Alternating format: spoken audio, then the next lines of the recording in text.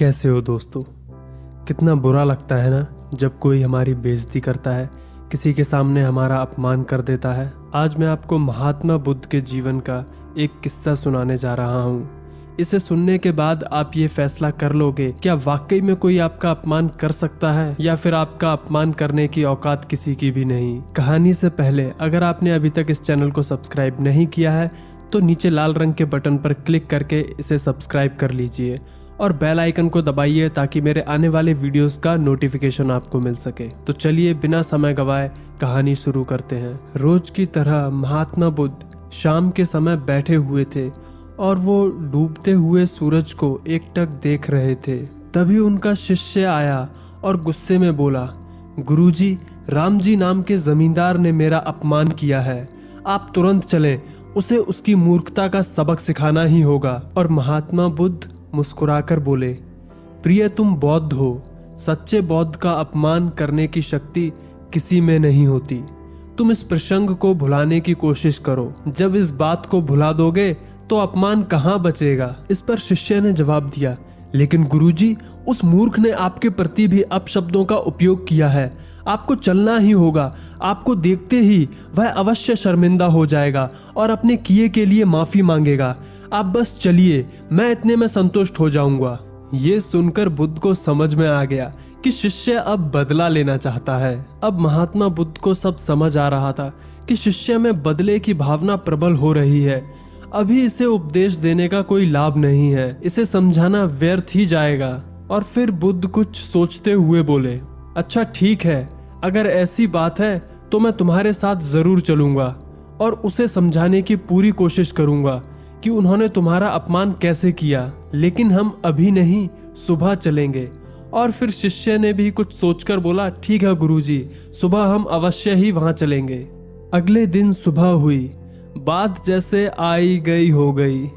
शिष्य अपने काम में लग गया और महात्मा बुद्ध अपनी साधना में। धीरे धीरे समय बीता और दोपहर होने लगी। जब दोपहर होने पर भी शिष्य ने बुद्ध से कुछ नहीं कहा तो बुद्ध ने खुद ही शिष्य से पूछा, आज राम जी के पास तो चलोगे ना तुम? इस पर शिष्य ने कहा, नहीं गुरुवर, मैंने जब घटना पर फिर से विचार किया तो मुझे इस बात का आभास हुआ कि भूल शायद मेरी ही थी। मुझे अपनी गलती का भारी पश्चाताप है। अब राम जी के पास चलने की कोई जरूरत नहीं है। अब महात्मा बुद्ध हंसते हुए बोले, अच्छा, अगर ऐसी ही बात है तो अब तो हमें राम जी के पास चलना ही होगा। शिष्य ने कहा, लेकिन क्यों गुरुजी? अब जब तुम स्वीकार कर रहे हो कि भूल तुम्हारी थी तो अपनी भूल के लिए क्षमा नहीं मांगोगे? अब दोस्तों, इस कहानी में कुछ ऐसी चीजें हुई हैं जिस पर हमें बहुत ध्यान देना चाहिए।